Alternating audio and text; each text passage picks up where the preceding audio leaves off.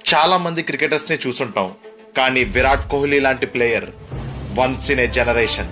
తన తండ్రి చనిపోయిన ఆపదలో ఉన్న టీం కోసం వెళ్లి మ్యాచ్ ఆడతాడు. తన టీం ని ఏమైనా అనాలి అంటే ముందు తనని దాటాలి అని కంచుకోటలా నించుంటాడు. అందరూ T20Is అనే మోడర్న్ క్రికెట్ ని ఇష్టపడుతుంటే అసలైన క్రికెట్ ఫార్మాట్ టెస్ట్ క్రికెట్ ని ప్రమోట్ చేస్తాడు. ఒక ప్లేయర్ బ్యాట్ ఫేస్ లో ఉంటే అతను అపోజిషన్ అయినా అతని వైపు నించుంటాడు. చేతికి స్టిచ్చెస్ ఉన్నా లెక్క చేయకుండా టీం ని గెలిపించడానికి ఆడుతాడు. అతను ఆడితే రంజీ ట్రోఫీ మ్యాచ్ కి కూడా హౌస్ఫుల్స్ పడేలా చేస్తాడు.